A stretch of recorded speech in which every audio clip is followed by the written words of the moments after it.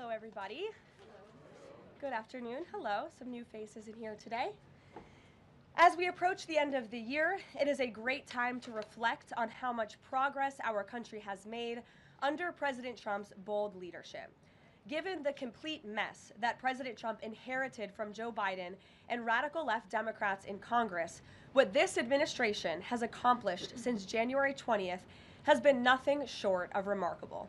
While most politicians promise big on the campaign trail and break those promises once they get into office, President Trump promised big and has delivered even bigger. On the economic front, after inheriting the worst inflation crisis in over 4 decades, President Trump's pro-growth policies are making tremendous progress to make America affordable again.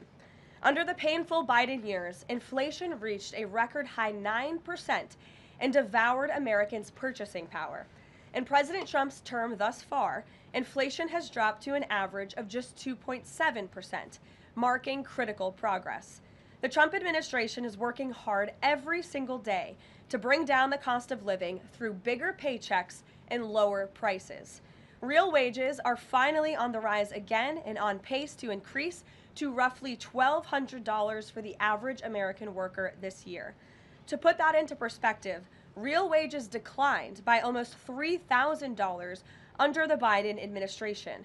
That means Americans right now are on track already to make up 1/3 of the $3,000 in lost wages under Joe Biden. There's much work to do, but this has already been significant progress. President Trump has also delivered resoundingly on his promise to end Joe Biden's insane war on American energy and make sure our country has reliable and affordable energy produced right here at home. As a result, the nationwide average for regular gas just fell to its lowest level in nearly 5 years. According to data from GasBuddy released on Monday, average gas prices have now dipped below $3 per gallon in 37 states, below $2.75 per gallon in 22 states, and below $2.50 per gallon in 5 states. Just a few years ago, we saw record high price gas of nearly $5 per gallon. American families faced constant pain at the pump, and those costs caused the price of everything else to go up as well. In fact, the average cost for a gallon of regular gas in the country was the most expensive price during a presidential term in U.S. history under Biden's disastrous leadership, even with them recklessly draining our strategic reserves to try and artificially decrease prices. But thanks to President Trump, those days are long behind us. In the months ahead, Americans can expect prices to fall even further. We know that when gas gets cheaper, everything else gets cheaper too, and that's what this president is focusing on. Americans can also expect another boost to their bank accounts in the months ahead, as 2026 tax refund season is upon us after the holidays, and it's projected to be the largest ever thanks to President Trump's passage of the One Big Beautiful Bill. According to recent analysis from Piper Sandler, when Americans file their taxes early next year, their refunds could be about 1/3 larger than usual, or roughly an extra $1,000 per filer. That is money straight into the pockets of the American people.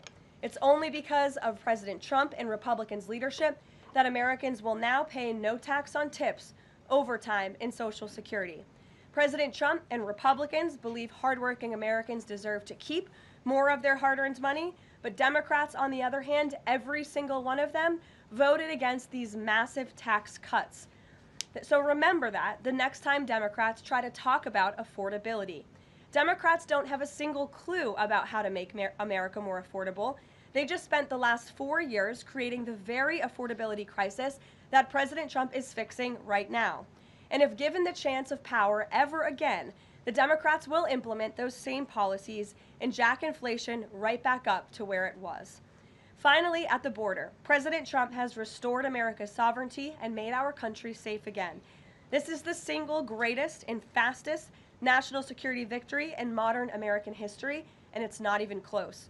The latest preliminary numbers released from the month of November show we have the most secure border in our nation's history. This is a remarkable achievement. November encounters came in even lower than the previous historic low in October, if you can believe it. There were only 30,367 total encounters nationwide. That's lower than the previous record set in October.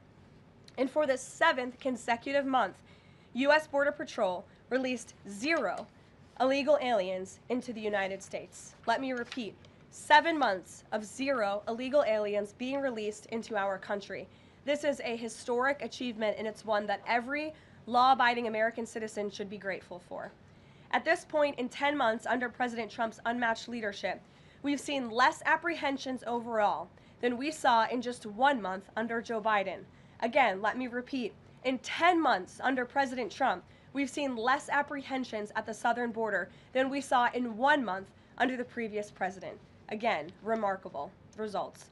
All in all, the economy is back on track and ready to boom over the next 3 years. Biden's inflation crisis is over. Prices are coming down.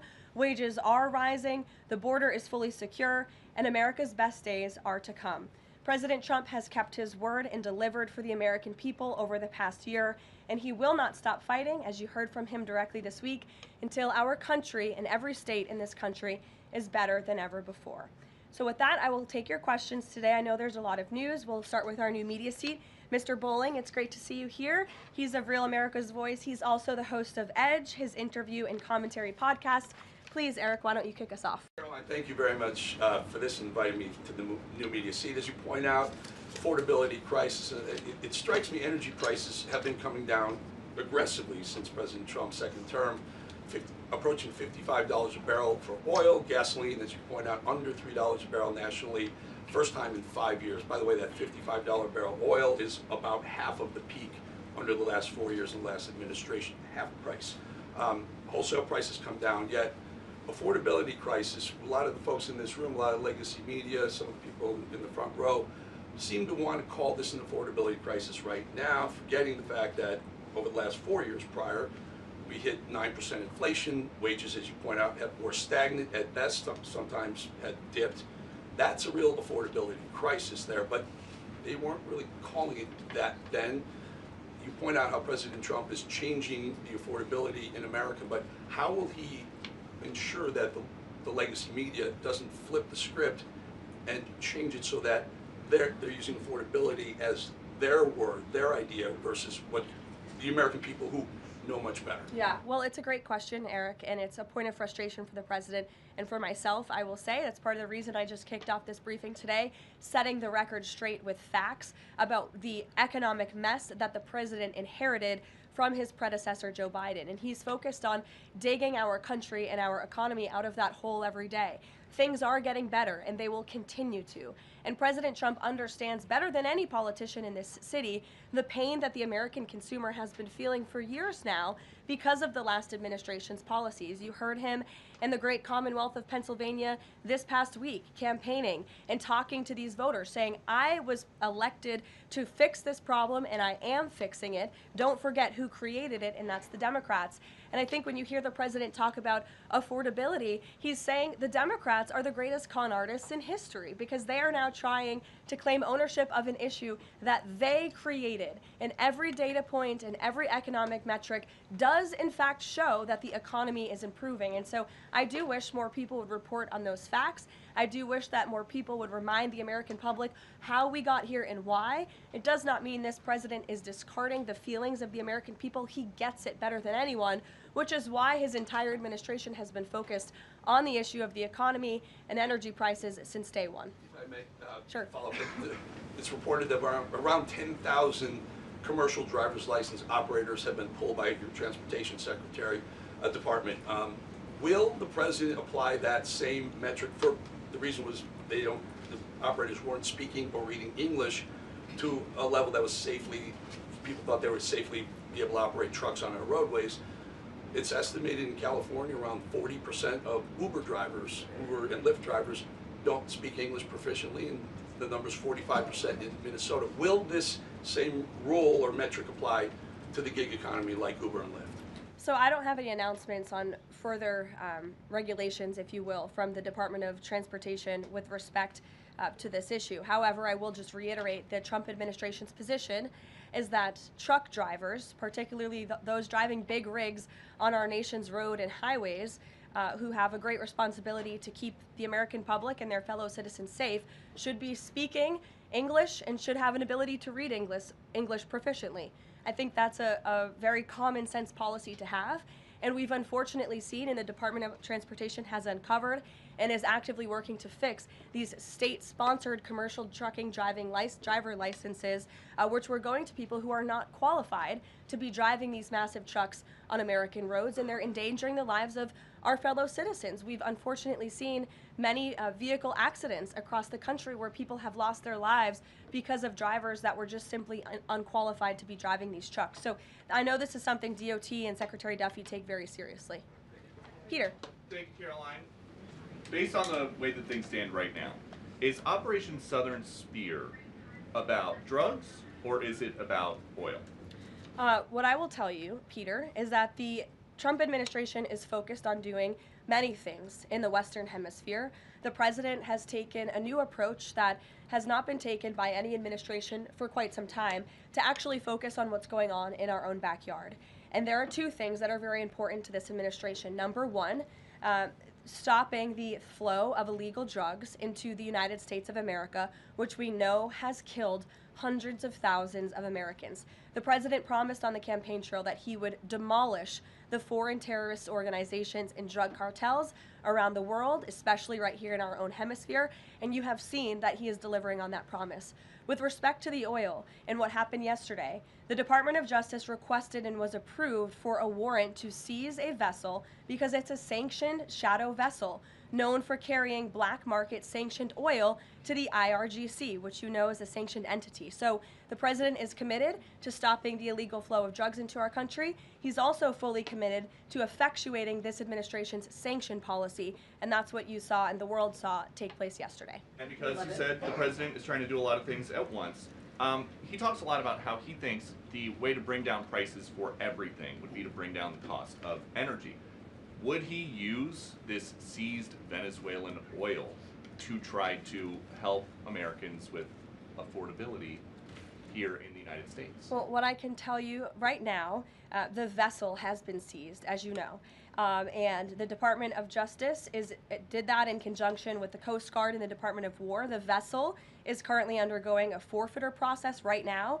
The United States currently has a full investigative team on the ground on the vessel, and individuals on board the vessel are being interviewed and any relevant evidence is being seized. With respect to the oil, that's a different issue. As you know, Peter, the vessel will go to a U.S. port, and the United States does intend to seize the oil. However, there is a legal process for the seizure of that oil, and that legal process will be followed. And just my last one on this. If President Trump launches a bigger military campaign in the Caribbean, is he jeopardizing a possible Nobel Peace Prize? Look, the president has proven over the past year that he is more than worthy of the Nobel Peace Prize. I think he's been nominated for it nearly 100 times this past year, which is definitely a record. He's solved, I think, 9 conflicts around the world. We are up to now. He's actively working on the Russia-Ukraine war, which is the big one as we speak, and has been over the past year. With respect to any additional action in Venezuela, I'm definitely not going to get ahead of the president or the United States military. Mary. It now seems all but certain that the Obamacare subsidies will expire at the end of the year. It means more than 20 million Americans are now bracing for their health care costs to soar. Is the president prepared to let this happen, or is he going to step in? The president is prepared to take action on health care, and he wants Republicans on the Hill to do the same. As you have seen, Senate Republicans put forth their own legislation earlier this week. As for the subsidies that are set to expire, I would like to remind you and everybody at home why this is on the brink of happening. Democrats wrote Obamacare. They passed it without a single Republican vote, and then they ballooned it with these expensive COVID subsidies that completely distorted the health insurance market. And then they doubled down, extending those subsidies and setting their own expiration date right now in 2025, which the administration is obviously well aware of, and we are working, the president is working with his healthcare policy team here at the White House, as well as Republicans on Capitol Hill, to find a solution. You said he's working to find a solution. He wants to see a solution to lower health care costs. He does. But these subsidies are expiring at the end of the year. So what is the plan, and what is he going to do to put this in place in the next 2-3 weeks? You'll hear more from the president and from the White House on that very soon. As for wanting a solution to lower healthcare costs, I'm glad you said it, because the president is doing just that. He has made unprecedented progress towards lowering healthcare costs in this country and drug prices. He's secured numerous most favored nation drug price deals, with many more to come. As you know, the One Big Beautiful Bill, the working family tax cut, significantly expanded access to health savings accounts for those on Obamacare. Again, a Democrat written program and approved program, which has led to higher healthcare costs in this country. So it goes back to the issue of affordability. Democrats are now pretending they want a solution to this issue, but they created the problem. The president and Republicans are currently coming up with creative solutions and ideas to lower healthcare costs for the American people, and you'll continue to hear more from them on that. Before these subsidies expire? I just said you're going to continue to hear more from the president and Republicans on this issue, I'm sure. Sure, Bloomberg, go ahead. Thanks, Caroline. The president said he was going to be holding a call with the leaders of Thailand and Cambodia. Have those calls taken place? Is there a readout you can share? The president has not yet engaged in those calls, and when he does, I'm sure you will hear from him directly, as you always do, after foreign leader calls or from somebody here at the White House. I do know, with respect to the conflict in the peace deal in Thailand and Cambodia, and some of the conflicts you've seen arise, reports of that in the press over the past couple of days. The president addressed it in Pennsylvania. The administration is obviously tracking this at the highest levels and is very much engaged. I spoke with Secretary Rubio about it this morning. And will senior U.S. officials be meeting Saturday with European and Ukrainian officials to discuss the peace plan? Look, the United States and the Trump administration continues to be very much engaged in trying to bring the Russia-Ukraine war to an end. The president had a call with Europeans yesterday. His special envoy Witkoff and his team continue to talk with both sides literally as we speak. If there is a real chance of signing a peace agreement, if we feel like those meetings are worthy of someone on the United States' time this weekend, then we will send a representative. It's still up in the air whether we believe real peace can be accomplished and we can truly move the ball forward. The president is extremely frustrated with both sides of this war, and he's sick of meetings just for the sake of meeting. He doesn't want any more talk. He wants action. He wants this war to come to an end. And the administration has spent more than 30 hours, just in the past couple of weeks, meeting with the Russians and the Ukrainians and the Europeans and Speaking with them as well. So we'll see about the meetings this weekend, and stay tuned. President read President Zelensky's latest proposal that was sent over yesterday. He's aware of it, yes. Ed. Thanks, Caroline. The Fed chairman, the president says that he's interviewing candidates. So I just want to be clear. So the pick has not been locked in, and could we get an announcement before Christmas? I know every business outlet in the world is just chomping at the bit for a scoop or something on this Fed chair announcement. I'm not going to get ahead of the president. I know there's been a lot of reports about potential meetings this week with potential candidates. Look, as always, this is a decision the president himself is going to make. And I know there's a lot of reporting out there from anonymous sources who claim to know something. I would wait and see what the president himself does and announces, and I certainly won't be the one to get ahead of him on that. On the economy, can I ask you about a Michael, go ahead.